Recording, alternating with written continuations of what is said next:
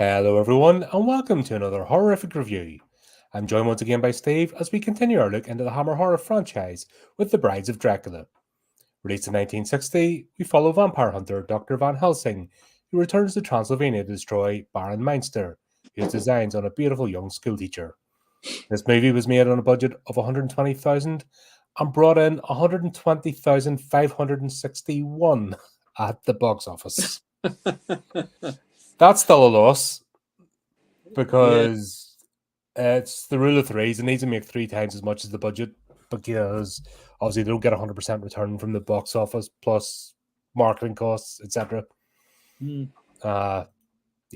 quite a letdown, really, wasn't it? it was not the usual par. And now we're seeing, so we get a movie with last movie was Peter Cushing without Christopher Lee, and now we're getting a Christopher Lee movie without Peter Cushing, and it's just not working. Yeah. Well, I think what let it down was the title had Dracula in it.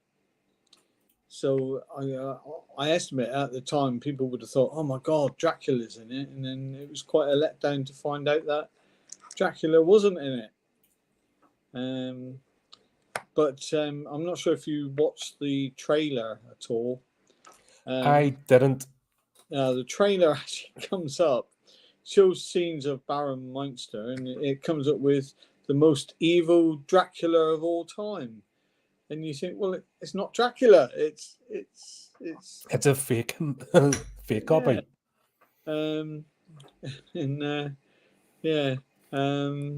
I just feel that if I found that Dracula wasn't in it, Christopher Lee, I know I'm a bit biased because I'm a big Christopher Lee fan.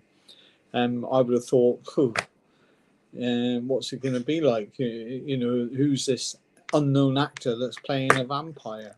I know they describe it at the beginning, don't they? They say Dracula is dead, and here's his here's these new bunch of vampires that are coming out. I don't think it wasn't a good tag-along story or a good, I don't know what they're trying to do, a spin-off or carry on the Van Helsing story, but to me it didn't land. Like I was disappointed in this movie. And even if it hadn't been Dracula and Christopher Lee, if Baron Meinster had been a good villain, but he's in it like 3 times and he didn't really, there's no real impact. He was, they tried as well to describe him as a boy, didn't they? Who's that young man and that boy, and you think, no, he's about 40. Yeah, it doesn't work. All right, so he dyed his hair. Is this where the trope comes to be followed later with the slasher movies, like the 30-year-old teenagers? Yeah. Was this the beginning of it? Probably, because if you work out now, Jason Voorhees in real life would now be about 78 years old. I believe the actor Kane Hodder is pushing 70. Yeah. But because they tell you what age he died, etc. Back in when the first film came out. Was it 79? Was it? It was pre-1980 anyway. Yeah, they tell you what age he died, and then so if you work it out, he's in his 70s now in real life, and he's still coming back to life, isn't he? But yeah, that was a frustrating franchise, to be honest. Yeah, I didn't swig with that like I did. Nightmare on Elm Street's my favorite. That's the one that got me into the sort of 80s slasher or whatever you want to call it. Yeah. But 4 movies into the Friday the 13th, they couldn't decide whether Jason was alive, dead, a revenant, or what the score is, or his look. Was he in outer space at some point, wasn't he? Or was that? Oh, Jason! No, that was funny. That was a funny movie. Yeah. See, I don't mind if a movie's self-aware and has a bit of fun. I can forgive it. It's when a movie's trying to take itself seriously, like this one. The music, like the dramatic music in all the wrong places. Yeah, yeah. And yeah, it was the same musical team that has done all the movies so far, all the Hammer Yeah, movies. and in all the wrong places. Yeah. That wasn't the music itself. It was just the fact that they Yeah. played dramatic music when there was no need. It was like the Yeah. Amicus stuff that they just play overly dramatic music and nothing was happening. So it doesn't add, it distracts from the movie. Yeah. Mm. But One thing I have to say, I am supremely jealous of Peter Cushing's wardrobe department. yeah. Every one of these movies he turns in, he is sharp as a tack. Yeah. I mean, immaculate. Yeah. Because you look at that shirt that he was wearing in this one with the black line, wasn't it? And you think that's the sort of thing you'd wear Someone's got today. there with a ruler at a Yeah. spirit level. You know what I mean? And Yeah. Got the starch out on the collar and everything. like every movie he's been in, he is. I mean, you can tell even the difference between his costumes and everybody else's. Mm. Like he comes in, he is pristine. Yeah, I'm insanely jealous because I'm a bit of a scruff, sort of keep myself clean and stuff. But I know the amount of money I'd have to spend on a daily basis. Like it'd be a new suit every day. Is the only Yeah. way you could maintain that. Yeah. If you actually one we didn't do that we discussed, the Hound of the Baskervilles. If you see him in that, he's the most immaculate Sherlock Holmes you'll see as well.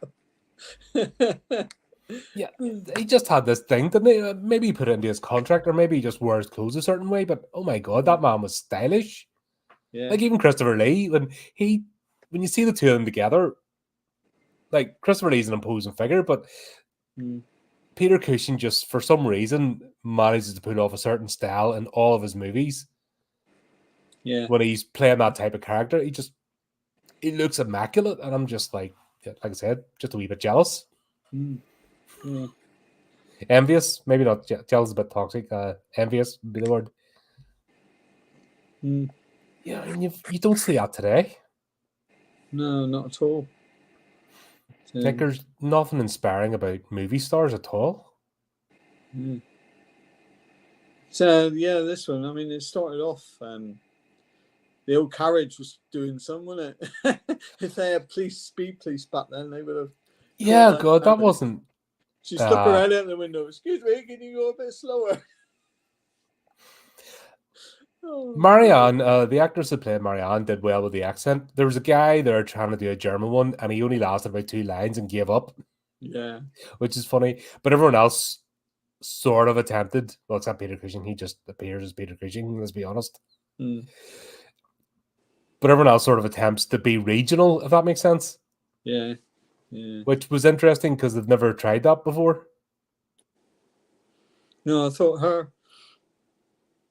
You know, we said on one of the last movies that it was supposed to be in Germany, wasn't it? And no one had a German accent, was it? Yeah, no, it was the last one, the Man Who Could Cheat Death. It was Paris, and nobody's Parisian. Nobody, yeah. And this one was she attempted it and she pulled it off quite good actually. And kept it going, so that gave her points. And there was no like diversion. She didn't go back to English or anything. She actually pulled it off. So there was a massive misdirect with this movie. Yeah.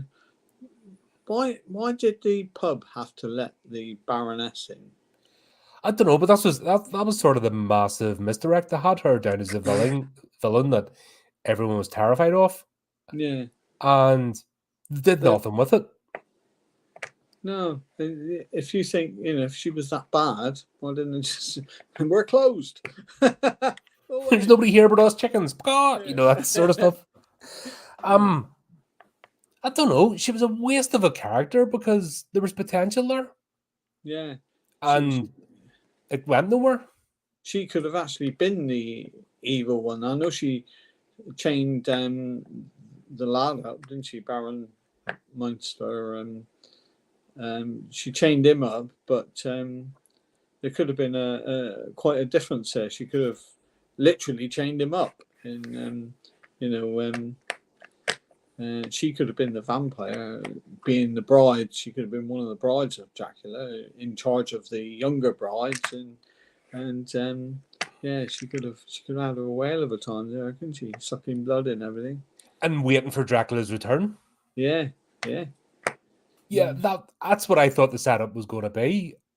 I do remember this one. I've seen, no one's seen sort of flash in your head, but the story overall didn't stick in my mind. Now I know why, because it was poorly executed. Yeah, it was disappointing. I was disappointed with it. It came across as more of a, at times, more of a. Do you remember that scene with John Pertwee when he was flying with and you could see the wires? Yes. It came across in that sort of area of thing that you thought, what's going to happen next? Like the bat. The bat that was awful. I know, but you could see the wires at times on that one. But even the shape of the bat was completely. You know what I mean? It was like there was no way that thing in real life. Wings in minute body, in the face that you saw was like. But yeah, if you think of it as well, the lad was chained to with like a pure silver chain. Thing. Why didn't he just turn into a bat and escape? They never brought up silver. No. I know I'd actually got into certain nature lore that affected vampires. I know it was purely against werewolves, but they never brought like the chain had the family crest and all on it, the manacle. Yeah. And you're just like, once again, if there had been, I think there should have been a bit more magic or spell casting or something in this. And trying to build a harem or something for Dracula to return. A Dracula cult would have made more sense. Yeah. I also think the nanny, the nurse, whatever she was, it was also the housekeeper, wasn't she? And various other bits and pieces. She was trying to protect the Baron for most of the film. I think that character could have been utilised a lot more with being against the mother, rather than agree with the chaining up. If she was that protective over the boy and she was trying to save him at the end, wasn't she? With and jumping on Peter Cushing and everything. And well, why didn't she try and save him from the mother? Or she could have released them. Yeah, exactly. Yeah. There was loads of, like I said, there was loads here that could have worked, but it was just so. I felt like this was just thrown together like an afterthought. Yeah, it wasn't another one of those of we've got to get something out because else people will forget about Hammer. Yep. Do you think maybe the plan to bring Dracula back, but Christopher Lee was still in the huff? Or he wasn't available. Yeah, but after the man who could cheat death, he probably went, no, no, I'm ill. I'm taking some time off. Yeah. Making me act in that movie. Didn't answer the phone. Didn't answer. He tried to invent caller display, but it didn't work. Yeah, I'd imagine Christopher Lee was like not a Hammer fan after that last movie. He was like, nah, I'm out. Don't know what his filmology was around that time. Who knows? These people never stopped. That was the thing. They like we've got 55 movies here to cover just in the Hammer horror, but that doesn't count everything else that these two have been in. No. Was the what about Lady Bathory? Countess Dracula. Oh, yeah, that's a Hammer one. Yeah, it's not until 1971. We'll get to that. Horror Express isn't the Hammer one, is it? No, I don't think so. No, I was just, but they were both in it, but it was another one. You know what I mean? They've been in absolutely tons of movies. Yeah. So the They would never, they just never stop. That was their job. I think they saw it as their day-to-day job. You got up and you went out and you acted. Yeah. We're stars stars. I use that term very, very loosely. But actors today, they'll do a movie, then they'll spend so much time going around the circuit promoting it, doing interviews. They didn't do that back then. And it's like big gig to big gig. It was just the name, wasn't it? Brought the people in. People would have seen, Peter Cushing is in this one, and gone to see it, and going by the box office takings, they were disappointed. Word of mouth would have spread like wildfire, I think. Yeah, totally. But there were several misfiring stunts as well in this one. At the end, when in the scene in the windmill where the girl, the woman, like the nanny type nurse, whatever she was. Not Gina. Helga. No, not Helga. Yeah. Helga's the. She falls off the stairs. Greta. Sorry, Greta. She falls backwards onto like what initially it was like wood slats, but it suddenly turns into sand. And you can actually see it's sand, and then in the next shot it's back to the wooden slats that are all damaged. But you actually see it's a sandbag, and when she lands, she goes like that. The action scenes in this were not good. No, like you can tell they haven't developed that side of the movie, and I guess it's still. I know it's 1960, but it's still essentially the fledgling era of movies. But you would think that like stage performances would have had sword fights. I think that was about as much action as you would get maybe as a play would be, a sword fight. Yeah. But you wouldn't have boxing or punch up, and there was definitely no martial arts. No. It wasn't martial arts until Bruce Lee, really. Yeah, Bruce Lee brought that to the Western world, in 1973, was it? Yeah, that was what. Yeah, sorry, I'm trying to think of the Dragon. What's it called? Oh my god, his first one. Enter the Dragon. Enter the Dragon. Yeah. I was thinking Han, and God's sake, I was a massive Bruce Lee fan back in the day. I thought when Enter the Dragon, when I saw that, I thought it was a film about me making love to the missus.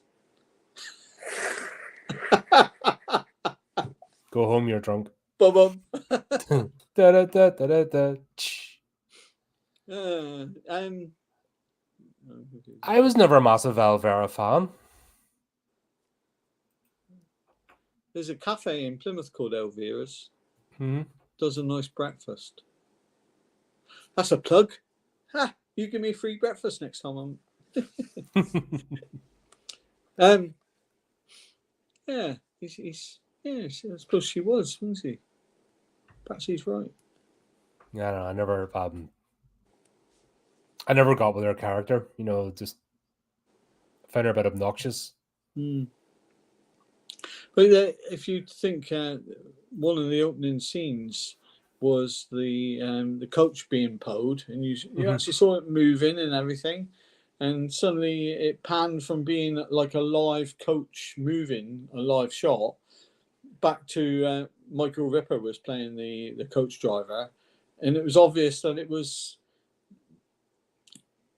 whatever their equivalent of CGI was back then. He was just going like this, and then it panned back to the sort of the wide shot of the coach going along live, and I thought, why can't they just have him pull up? There was no need, Yeah. Do you think this is maybe? Do you think a lot of this stuff is experimental, and the only way to get the experiment is by having a studio basically make movies? Wow. Were they? Well, it's a good point. Were they sort of experimenting in order to make the better movies later on? Yeah, and also because it's film, this is the thing I think we'll have to remember. It's film. Where today in digital, you can do 100, you know what I mean? You can have 100 outtakes and shots and try everything. But films was expensive back in the day, you know, just the physical film itself. Yeah. There was a budget for it. There's only so much they had. So they could only experiment on the job. The woman, like I said, the woman falling in you could notice it just like that it was a sandbag as opposed to wood that she was supposedly falling in. You know, they might have been thinking, hey, we're running out of money here. We'll leave that in, you know, that the people don't realise it. And yeah, the no choice. Back then, people probably wouldn't have noticed it. Probably because the quality of the film, you know, because if you take it today, it's all been remastered and everything like that when it comes on, isn't it? And you begin to notice it. If it was a film made today and they tried it, there would be uproar. You know, but well, people look for micro mistakes now. Yeah, like people are right down to the minutia of blink and you miss it. Yeah, but when you see shows like Game of Thrones and they leave coffee cups in the middle of the medieval tavern, that's where they're, you know, completely idiotic. But that's the sort of level that people go to pick stuff up. Yeah, I suppose back then you could forgive on the island that they filmed in Game of Thrones. You actually see the fire engine that they used if the island gets on fire. They've got a fire team on the island, and the throne of Game of Thrones is actually in a old house on the island. Because when we went to Dubrovnik, we actually went into the display there, and Cole had his photo taken on the throne, and but they've got a proper fire team on there, and if you look closely in one of the scenes, you actually see the fire engine in the back. Funny, because when I used to work on the railway, the line actually goes past with the built Castle Black, and it's just behind some hedges, but the train just goes right past it, and you're like, okay, that was, you know, I mean, they must have added it out like at least 4 times a day. Yeah, send the train in the background, but you know, you can see they're experimenting here. They're trying new things, and it's never been done before. Yeah, because that stunt especially for a female. I mean, it was probably a proper stunt person that did it. But to fall backwards like that, I know I was watching a program from a stuntman who worked with Ray Harryhausen. You know, the guy who's done all the mechanical puppets and for like the Sinbad films and things like that. And this stuntman was saying the worst stunt that you can do and get wrong is falling down the stairs. He says you can break your neck just like that on a falling down the stairs stunt. And to see this woman, she fell backwards. Must have been, I suppose, about 10, 12 feet. And like I said, when she was stood at the top of the stairs just about to fall, it came across and it was like a wood slat, a bit like a pallet. And then suddenly, as she fell, you could the slats are gone, and it was a big, huge, like sandbag type effect. And as whoever was doing the stunt fell, you could see it fell into a sandbag, and the sandbag sort of dipped in the middle, and then it panned back to what was happening with Peter Cushing and that, and then panned back, and it was the broken wood slats. Yeah, if you think a stuntman doing that, especially back then, that would have been quite experimental, really, because stuntmen before, I mean, you're talking about these guys in the 30s and 40s who had to do their own stunts. Harold Lloyd was one in things like that, wasn't it? But when is Errol Flynn kicking about? He was 30s, wasn't it? 30s and 40s. Yeah, so, you know, I mean, he was sort of the most famous for action scenes. But in the end, this is I know it's a different genre, but Hong Kong martial arts changed cinema. Yeah. And that wasn't until the 70s. So this is cinema up until Hong Kong martial arts. Mm. And it was that genre, and it was the advent with Bruce Lee coming across that changed everything. Yeah. And if you look from the 70s, movies, it was just an acceleration.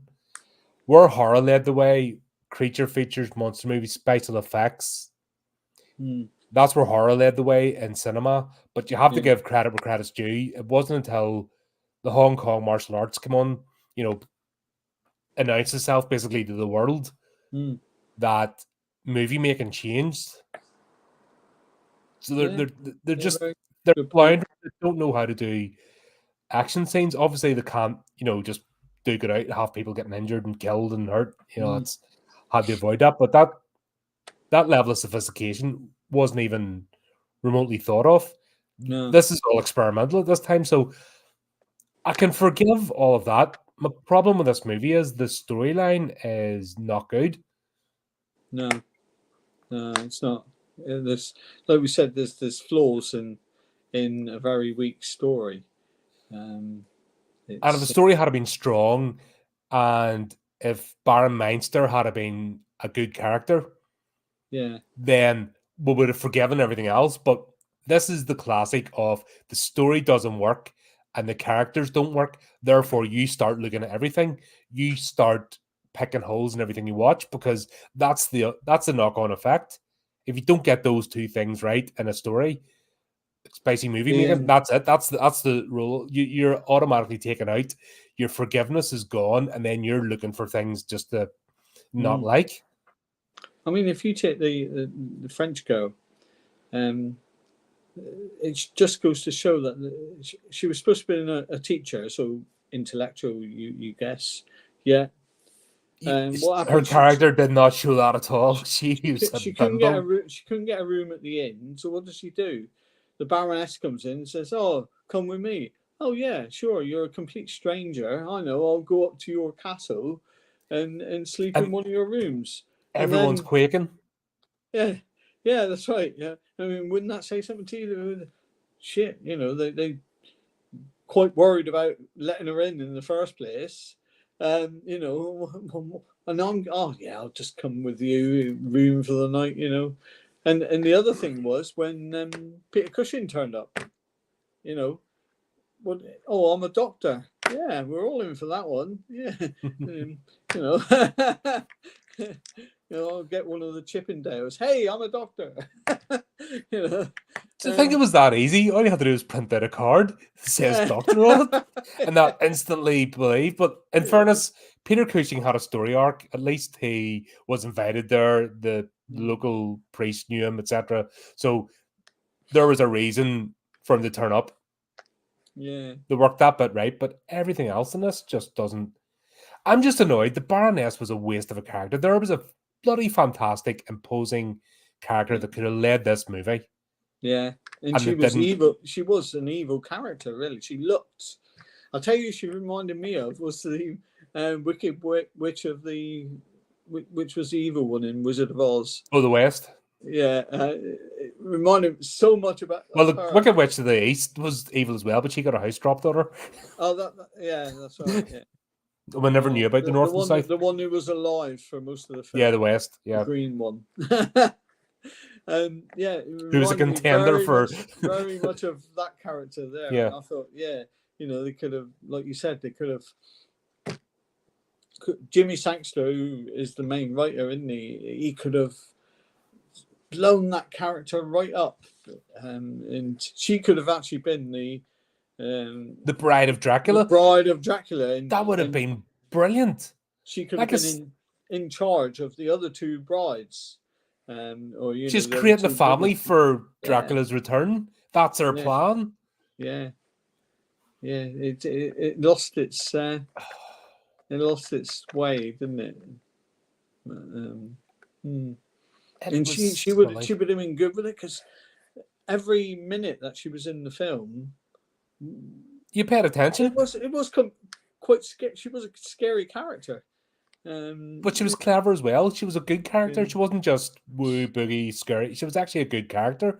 When Yeah. she was on screen, I was paying attention, even after up to her, her demise. Yeah. When she was there, I was like engaged. Mm. The Baron, the guy played it, I just wasn't. I just laughed, especially when he appeared with the fangs. I just laughed. I just think this is ridiculous. They changed from white fangs to see-through fangs to white fangs to see-through fangs. They were just so big and chunky and just looking. And they also moved, if you notice. They were there, and then they were there, and then they were there. And, so they moved several times. But what was I going to say? Oh, it slipped my mind there. What was I going to say? I've forgotten that. Carry on. Oh, well, no. But yeah, we'll have Marianne, who's the main... oh, yeah, the key. Oh, God, yes. The guy, whole... even though he was chained up, he knew exactly where the key was. But if he knew where the key was, Greta could have got that key 100 times. Yeah, the nanny person. Yeah, Greta, yeah. Yeah, he could have said to her, There's another, like you said, there's another wasted character who gives an amazing line of exposition in this. Yeah. Like proper witchcraft and cult. That's what I was thinking. I was thinking this should have been a cult. Yeah. This would have worked brilliantly if the Brides of Dracula were a vampire cult and their followers, and the villages were rightly so terrified because they're under the thrall of the castle. And I don't know if it should have been, I know it says Van Helsing goes back to Transylvania. I don't know if it should have been Dracula's castle or another one. The idea of it being another noble house that maybe was under the thrall of Dracula for a while back, but we didn't know. And this is part of Van Helsing's journey, is going and rooting out. Now he's aware of all these vampire cults. There was so much to play with here, and it just didn't happen. No. And did you find as well, Peter Cushing was Van Helsing, whether it's something to do with this? If you remember in the Dracula film, the original Dracula, he was quite the vampire hunter, wasn't he? He was... In this one, he seemed to backtrack a bit, as though he didn't know what to do at times, and he seemed quite scared actually at times. So this is the man. If this is continuing on, this is the man that defeated Dracula. Yeah, the Baron should have been easy pickings. Oh yeah. He should have known. And he was called for his expertise. Yeah. Yet. Yeah, he had that thing of being unsure of himself, and also he should have understood the culture at the time. The way the dialogue went, where he's explaining just vampires matter of fact and people not believing, etc., was very odd. But he didn't know why he was there either, because he actually had to ask the girl, who was at the castle in the Munster castle, what's it? But Meister the priest had called him specifically to deal with the Meinsters. To deal with the Meisters, yeah.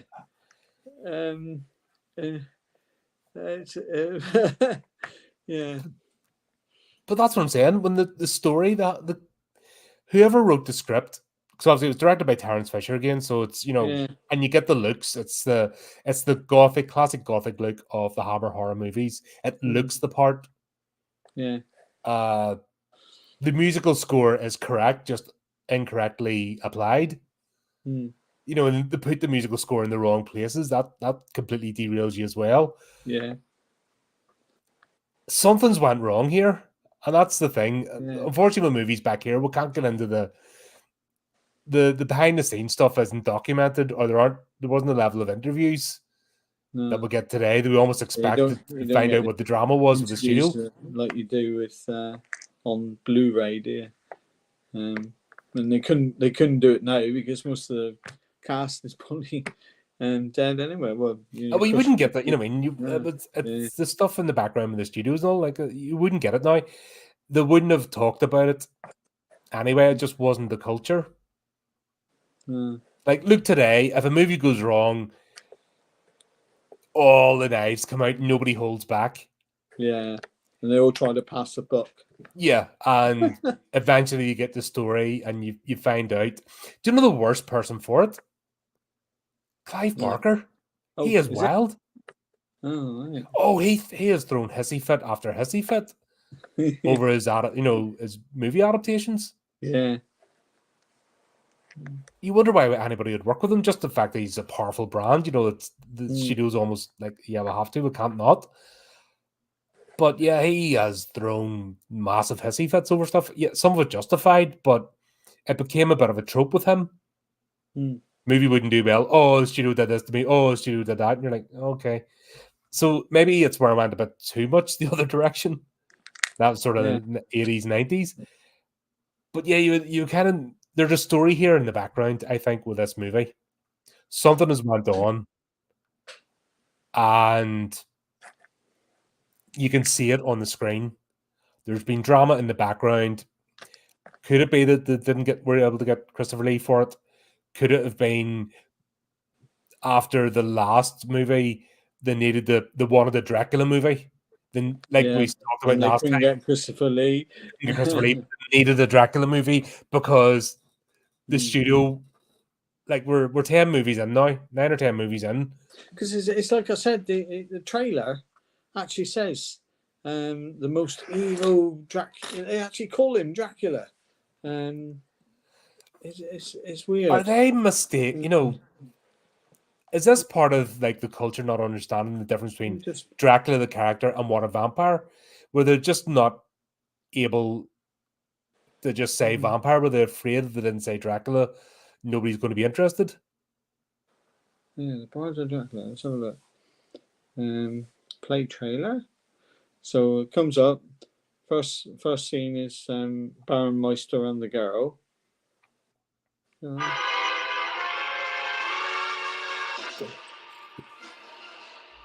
That's just her walking into the pub, by the way. Like they just put the random. Here is the most evil, bloodlusting Dracula of all, turning innocent beauty into beings of unearthly horror. That's what it says. So they're using Dracula. They're using Dracula for the word vampire. Yeah. That's what they're doing. They're not talking about Count Dracula himself as a character. The studio doesn't understand the lore. No, Dracula is the character. Dracula is not the overall number of vampires. But there's the mistake that's been made. They're using the word Dracula instead of vampire. Yeah. And if people had seen that trailer, they would have thought, oh, Dracula's in it. And Christopher they would Lee's have been disappointed. Mm-hmm. And even if they saw the cast and they thought, oh, Christopher Lee's not in it, they would have probably thought, well, even if Dracula was in it, it's not Christopher Lee, it's some unknown guy. I don't even know his name. Otis or something. I didn't care because he was rubbish, so I didn't really care. Oh, hang on, the chat here's picking up. Let's.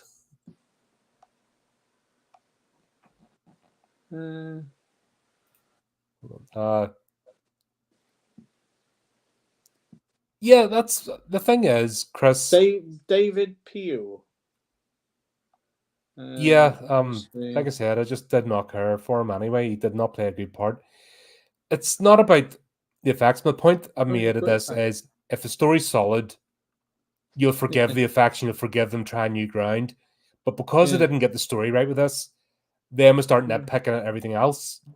Yeah. So yes, if it had been a solid story and good characterization, we'd have found, they're trying something new here, they're breaking ground, and would have been more receptive. When they don't have a good story, then all this stuff, everything gets picked up, the costumes, the hairstyles, you name it. Yeah. Looking at this character, he was mostly an actor. He did BBC Sunday Night Theatre. And he also did ITV Television Playhouse. So he was mostly a someone who did plays on television, London Playhouse, ITV Play of the Week.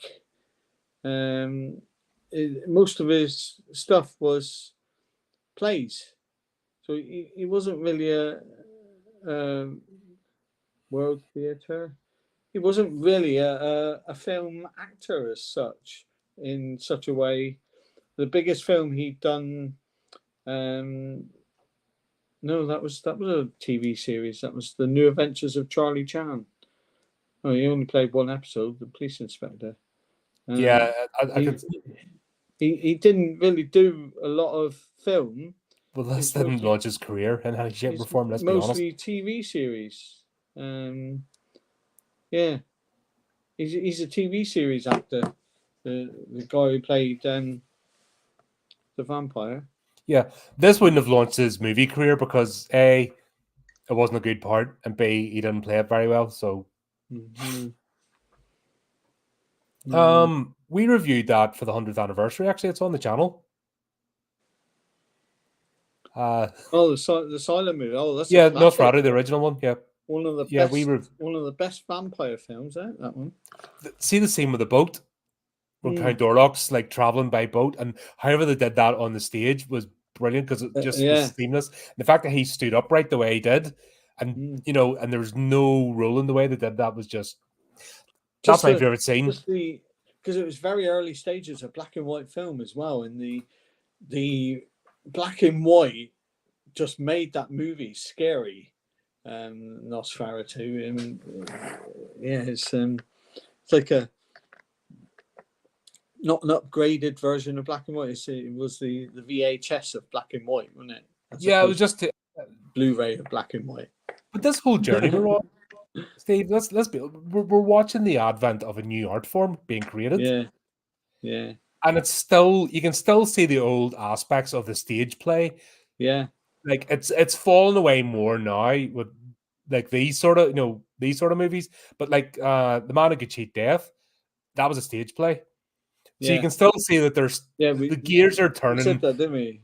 Yeah. Because I said if you can actually close your eyes and hear the story, it's a play. And The Man Who Could Cheat Death, you could close your eyes and still get the story. This movie, they're trying to break away from that, but they just didn't execute it very well. And it's purely down to the story. If they tightened up the script and the story and actually had it a bit more coherent, they didn't use the actors or the characters that they created the good effect, and then the inconsequence. Like that doctor, that snake oil salesman. Yeah. What was his purpose? Yeah, because he didn't do anything, did he? He just wanted to charge the extra money for taking Van Helsing along. Well, which to deliver him to that, the plot that happened, all that scene, which made no sense, just to deliver Van Helsing into the school. Even that, Van Helsing had morals. He would have said, "No, you can't do that." No, wouldn't he? Why would you?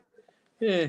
Plus, Van Helsing has been invited there by the priest who knows, this is a small town where people of authority, would have been able to say, I will take you to the school.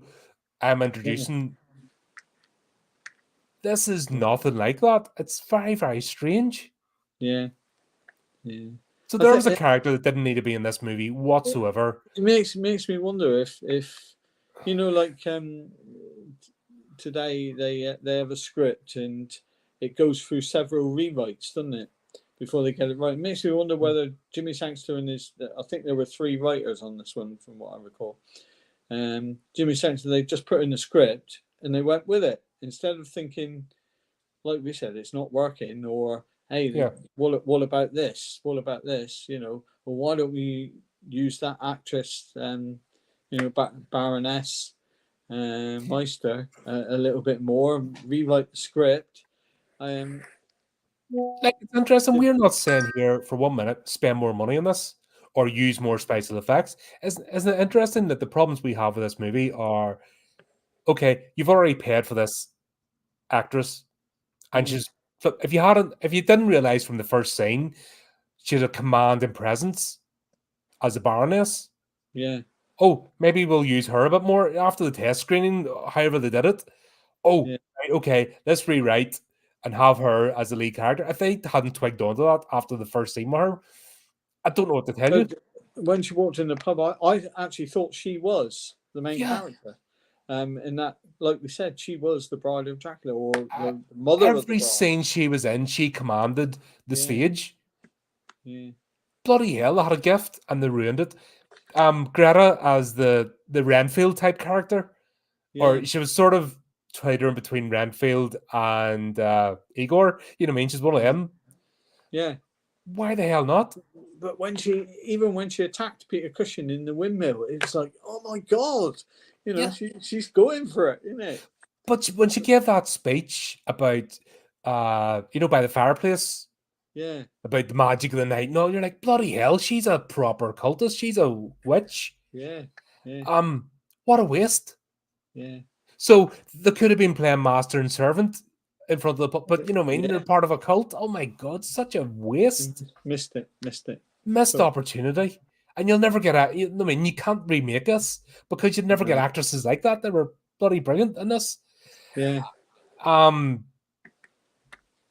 Peter, whatever the hell, that idiot, you know, he's a waste. He shouldn't have been in the movie. No. Very, very miscast.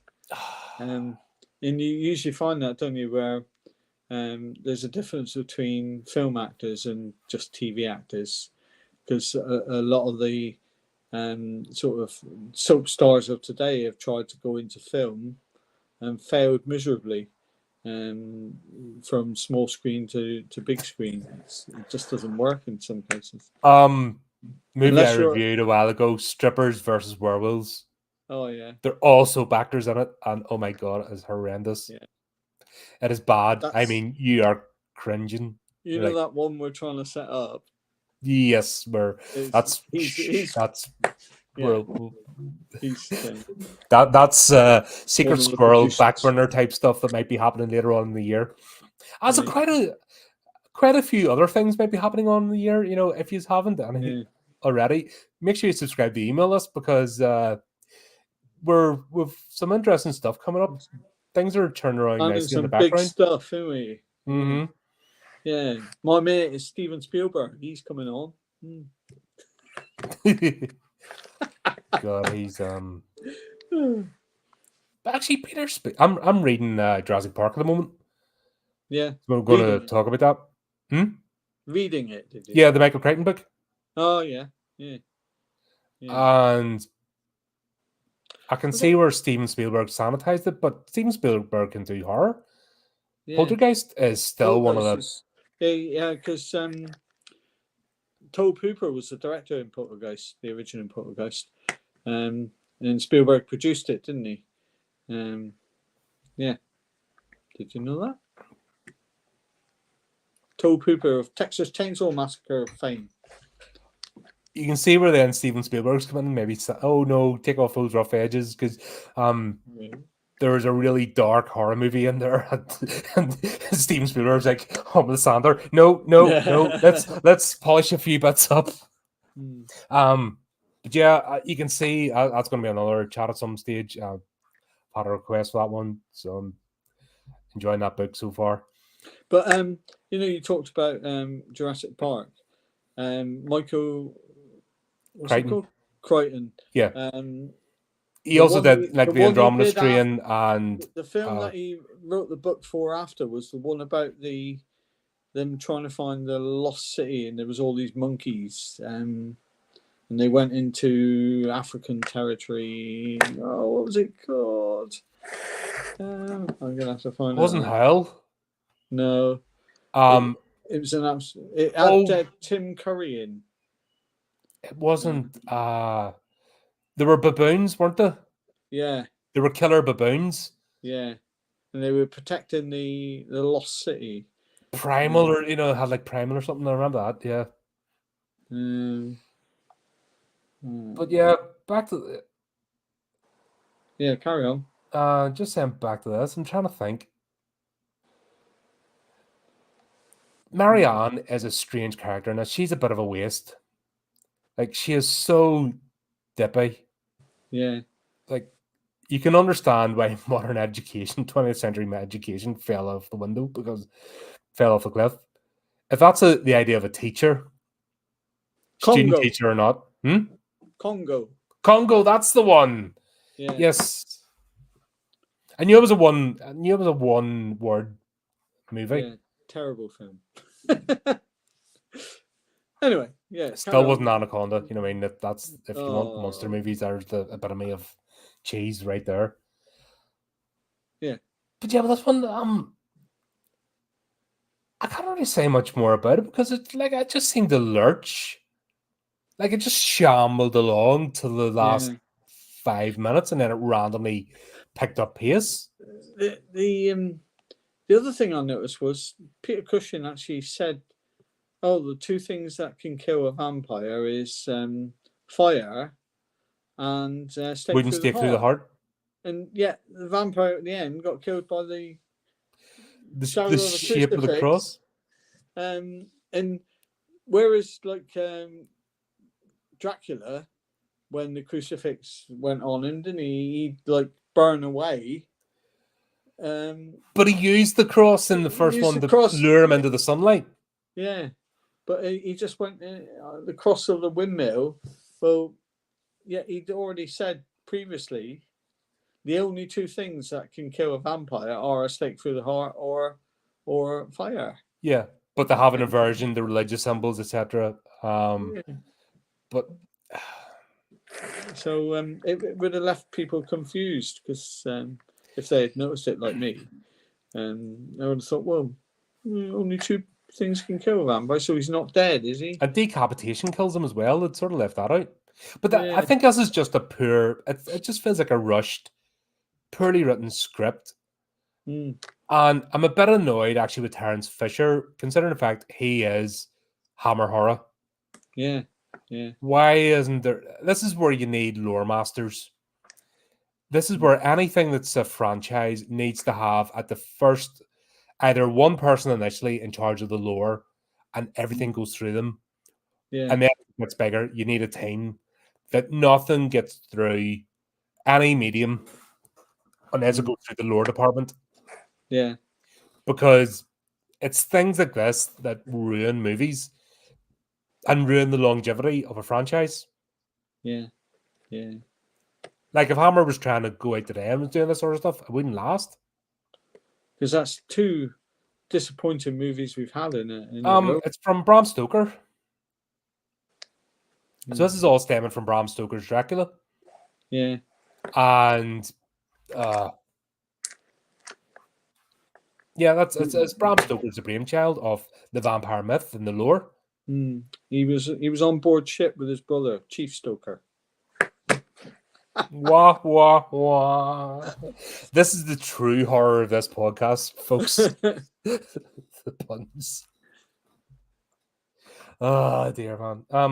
Yeah, that's all Bram Stoker's brainchild. He's if you think of the age that Dracula was written by Bram Stoker, you know, it's back in the late 1800s, wasn't it? And yeah, I think it was officially published in 1906 or something like that.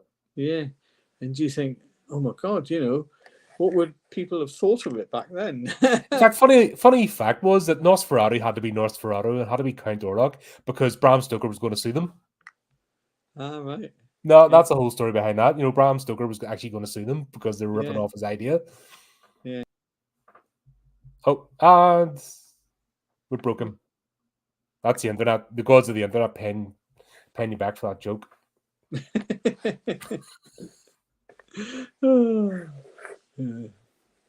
It's well, I'll tell you something. Yeah, because don't forget he gets killed at the end when the what did they say? Lucy's Bram Stoker's, but when she opens the curtain at the end, you know, the sunlight kills him. So that was just the lighting. That movie bloody holds up. That's right. There's an example of a movie that holds up, and this one won't. The only reason this movie ends up is because it's got the Hammer brand is so powerful. Yeah. that movies like this, and Yeah. this is why we're sort of going through this as well. There's an expectation with the name. Yeah, of It's quality.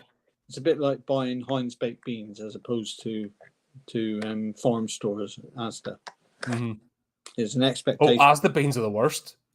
Yeah, I had those a couple of weeks ago. I thought I was in well, Asda and I thought I'd try them. Put water in them, didn't you? Oh god, They taste awful. Yeah.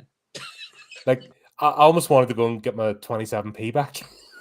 I was that disgusted. It's like, nope, never again.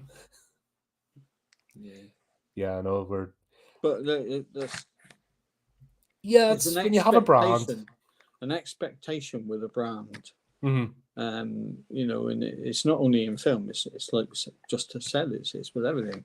And if you get a bad, result on something like a dead rat in your can of baked beans, you're going to complain about it, aren't you? Yeah. And if you get a film that's not up to the expectation because it's got bad casting, bad script, you're going to moan about it. And when you have the same people involved, that's the thing. If I hadn't been Terence Fisher directing this, Jimmy Saxter script writing, John Hollingsworth on the music. He was the musical supervisor. He didn't write the music. He was the musical supervisor because they tend to have a guy writing the music and a musical supervisor. So. They needed to find a musical supervisor because the musical supervisor put the music in the wrong places. Yeah. It was funny because Mary Ann would be walking into the pub and it would be bum, bum, bum. Yeah. And then when the Baroness arrives, it goes quiet. You're like, yeah. So, and then the tension of the Baroness arriving is completely gone because they've used the music for Mary Ann as if she's a villain. Yeah. And this happened throughout, like even the last scene. They put the wrong music as well when the Baroness Van Helsing takes care of the Baroness. That actually had been a really sad, poignant scene. Yeah. And they put weird music in it, and I was like, what? They completely got this wrong. I don't know what the hell happened. Yeah. I found as well that just like the last film we reviewed, there was seemed to be quite a quick ending where he was laying there on the cross and bang, that was the end of the film. Yep. But we haven't talked about the most heinous lore-breaking thing in this movie. Peter Cushing, Van Helsing gets bitten. Yeah, I know, but you see, how on earth does sticking a bloody hot poker? I mean, that would have bloody killed him, wouldn't it? In reality, when was the last time you stuck a bloody? It's not something I do. I think even I know that's something a wee bit silly, and it wasn't even like it had been a small piece of iron in a cross shape or something. Yes, but it was like it was the size of his. Like if you press something like that, don't try us at home because this is hypothetical. I know that there might be Jenna Ortega fans watching, so don't do this, kids. But a piece of metal that size pressed against your neck, red hot, would it give 3rd-degree burns? You wouldn't have been able to pour the holy water, and plus that would have no. If you did that, you're going to sleep forever. Yeah. And then why is he going around staking poor girls through the heart? If that's all he has to do. But when he staked the Baroness, did you notice that he didn't actually stake her in the right place for the heart? He stuck her in the stomach. Yeah.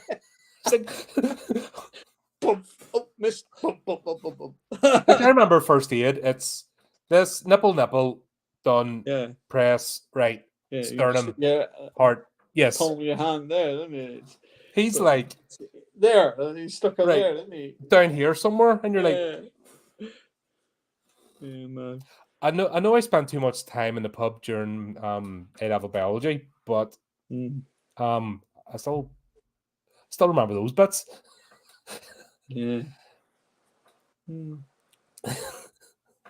Yeah. I think it appears that was probably another thing that they filmed and thought, we'll just let that bit of film go through. No one knows. Well, they probably couldn't have afford. Yeah, like, you can't afford to mess about with film. No. was expensive. Don't forget, it's silver nitrate was actually had to be mined. You're basically got a bar of silver Yeah.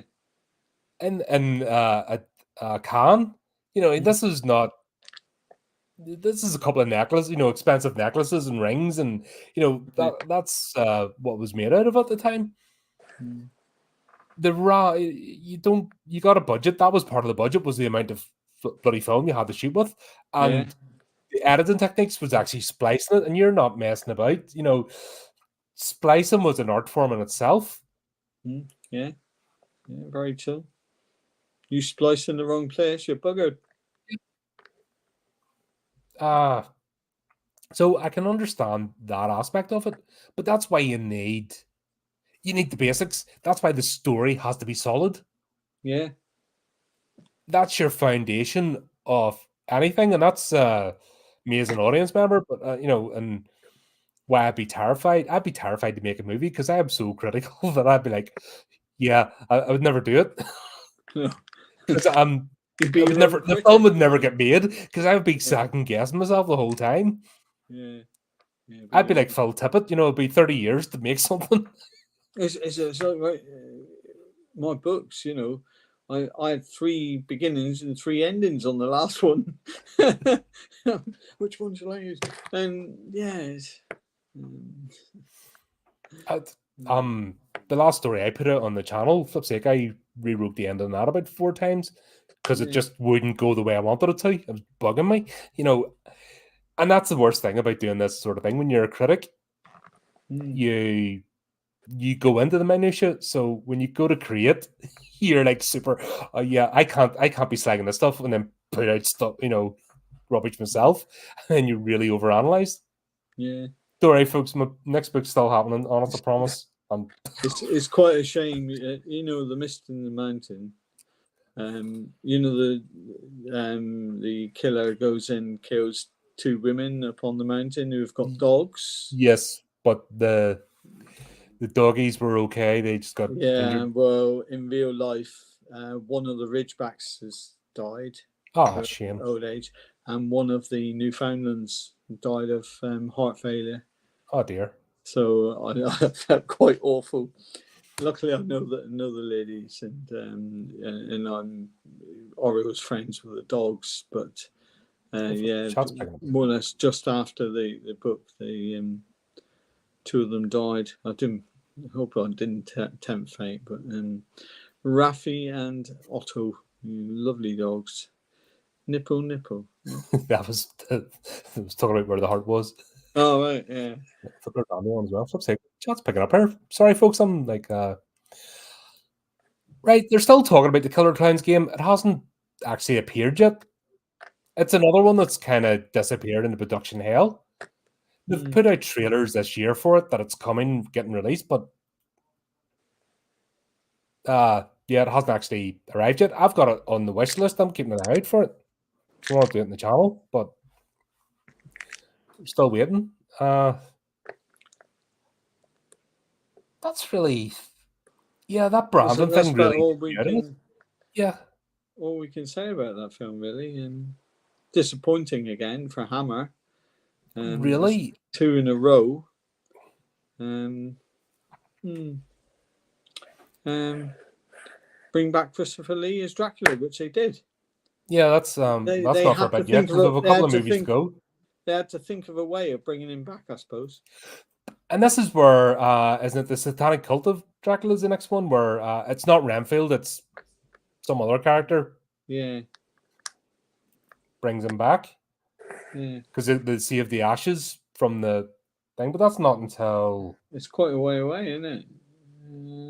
Evil of Frankenstein. God, not until Dracula, Prince of Darkness. It's not until 1966. No. We're not seeing Dracula again until 1966. Yeah.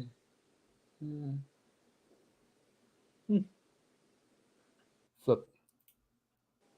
When does where's Countess Dracula, Lady Bathory? Because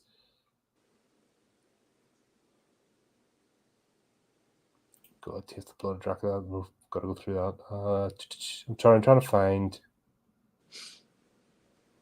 God, that's not for ages as well.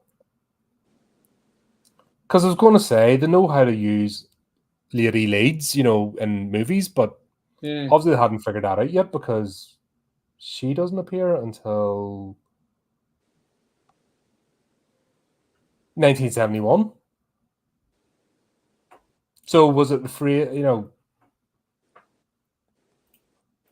Were they still stuffy about having female leads or having as the main protagonist in this or antagonist? They're still figuring that out.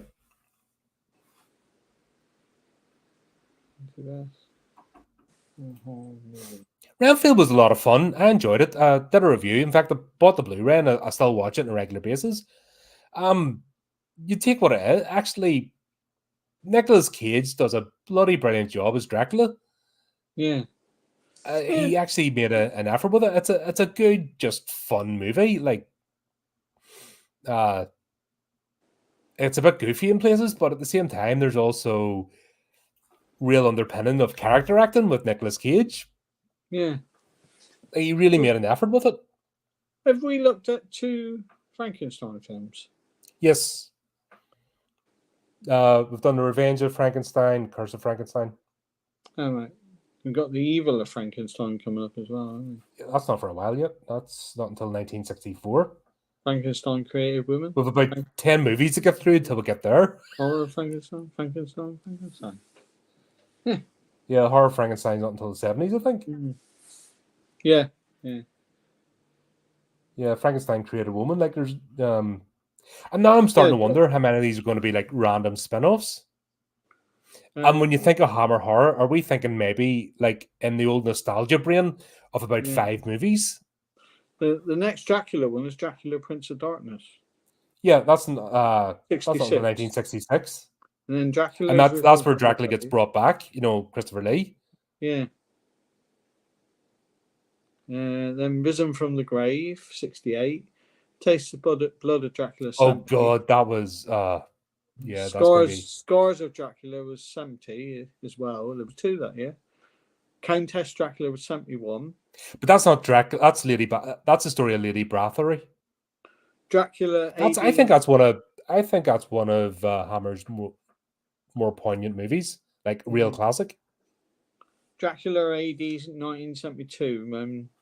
I don't know what year that was made. God, that's not for ages. Yeah, quite a bit to go. Yeah. Dracula AD 1972. I don't know what year that was made. Yeah. And then the Satanic Rites of Dracula, which, yeah.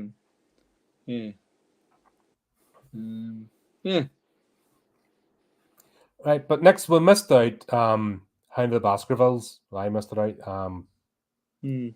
I wasn't too sure. Does that count as a horror movie? I know there's a horror backdrop to it, but it's essentially a murder mystery. Right, everyone in the chat, do you consider The Hound of the Baskervilles as a horror movie? Horror movie. Or it was made by the Hammer Horror Studios. Mm-hmm. But don't forget, Hammer Films, Hammer Productions isn't just horror. No. Because there's loads of, believe it or not, under the Hammer brand, there was loads of adventure movies and Sinbad movies and all sorts as well. Right. Yeah, we've got one not really there. That's why I took it off of this, because I didn't consider it a horror movie. Decide. Yeah. Honestly, no, it's a detective. Yeah, that was my thinking. Oh, there we go. Right, we're getting basically unanimous in the chat here. Yeah. Okay. Okay, the people have spoken. Yeah. So that means that next we have the 2 faces of Dr. Jekyll. How many? He's 2 faces. Yeah.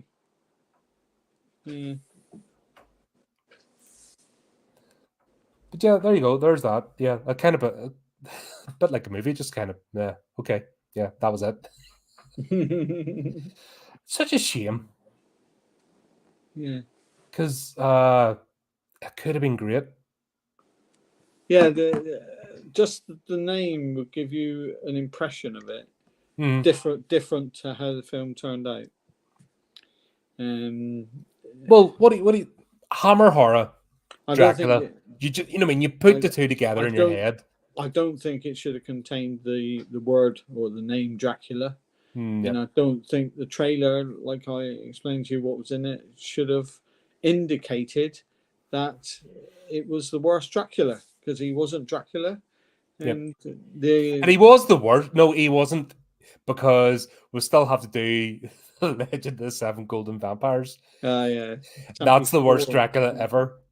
Yeah. Do you remember we did the whole show on Dracula in film? Yeah. Like that's my trump card. If anyone ever says the worst Dracula ever, I'm like, throw that one on the table. It's like, nope. Yeah. But this guy's this pale guy's an absolute. He's right up there. Yeah. Like he was almost comical. Yeah. I think if it was a TV series, he would have got away with it. You know, as something that would have been on a half-hour special on ITV. It's 9 o'clock in the evening on a Thursday or something like that. But, or if Amicus couldn't have afforded John Pertwee at the time, they could have this guy. Yes. I think it would have worked. But there goes that one there. Just goes to show old school actors, because John Pertwee was just taking that as he was enjoying the comedy, wasn't it? You could tell. And but this guy was really trying to be too serious and failing dismally. So yeah. Oh well. There you go. Yeah, folks. There you go. There's one for the vault. You know, it's good to go back and say that the idea of studios messing up is not a unique one this time. It's always been a case, but I think what we have, though, is there's enough effort being made to make good movies still, and a genuine desire to entertain folks. So you would forgive one of these, and like I said, out of 55 movies that we're going to be covering, I think one or two rotten eggs is going to be expected. Yeah. I don't think he did. No, because we never. When we were looking Vincent Price. Here's my thing about Vincent Price. He latched on. He was clever. The fact that he latched on to Christopher Lee and Peter Cushing, and he put his name in there with the two of them. But look at his catalogue of movies. He has not got a massive catalogue. And I would say his most famous film was The Tingler, as in a horror movie. Yeah. But you look at the likes of the Theatre of Blood and stuff, he became a parody of himself. He's not in the same league, but he cleverly inserted himself in there. And he's never appeared on screen with Peter Cushing or Christopher Lee either. Now, there's been like photoshops or photos set up and stuff for magazines when they happen to be in town together, but Vincent Price has cleverly got himself inserted at that level when he wasn't, bit of a snake oil salesman in terms of acting. he wasn't that, he had a distinctive voice, but he wasn't an iconic actor. He was more cameos, he made more of a name for himself as a cameo than an actual, star. It was just very cleverly done, I thought. Yeah, he played the Invisible Man in Abbott and Costello Meet Frankenstein. Oh my God, yes, that would, that's Vincent Price. Vincent Price is a cameo. He's a parody. Yeah. Look at it, he's never ever been in a Dracula film, but which we would have picked up on when we did the Dracula show, didn't it? Yeah, absolutely. That's have a look through the channel. We actually did a full panel on Dracula in cinema and the whole history of Dracula as a character. Yeah. And that was really fun. We need to do I think we need to do another topical discussion sometime. Yeah. Yeah. Sort of floating a few ideas, just getting Frankenstein. Yeah, well actually we could do that. Especially considering the fact there's like 2 movies coming up this year, I think. Hmm. There's that weird one with Christian Bale, and there's another one sort of floating about. Yeah. Could be another one then. Yep. We can get There you go. some There's that. more W's on. There's there's 3 movies. Abbott and Costello meet the Wolfman, Abbott and Costello meet Frankenstein, and Abbott and Costello meet Dracula, and it's the Bela Lugosi era. Yeah. And yeah, I'm afraid to watch him again because I absolutely adored him as a kid. Yeah. And I don't want to watch it and ruin him for myself, if that makes sense. I want to keep that little nostalgia part of my brain because Do you remember the one where he sat on the chair and the chair fell backwards and someone was underneath the floor trying to kill him off, but he went down on the chair and he came back up? Yeah, and there's ones with the spinning bookcases and all. They did the whole thing. It was, I'm afraid to ruin my childhood by watching them again. Yeah. Like, we're going on this and I'm nitpicking, and I'm not coming into these movies with rose-tinted glasses. I've got an appreciation for the cinema of the time, but you know me, I'm looking at storytelling, I'm looking at characterization. That's my main focus when I look at movies. And if it's not there, I'm going to rip it apart. Because that's the stuff that doesn't cost money. That's talent. That's the stuff that you have somebody talented. That's not where you worry about the budget of props and effects and stuff. If you tell a good, engaging story, everything else kind of falls into place. And you'll find that the audience is very forgiving of limitations of cinema and budget, etc. If those 2 elements are there, if they're not there, then it's open season. Yeah. But there you go. That's it for another one. Thanks for everyone. The chat was quite busy. It was cool to see more folks coming on board. Yeah. Great to have you. Yeah, where did they come from? I don't know. People keep finding the channel, and for some reason they're staying. It's a mystery. So whatever it is, I'll keep trying to do it. But no, thanks very much, folks. Hope you enjoyed it. And Steve, as always, thanks for coming on. It's great to no worries. talk about these. And just leaves me to say, until next time, folks, keep up to date with the channel. Do those typey clicky things, and remember to keep it creepy, keep it horrific.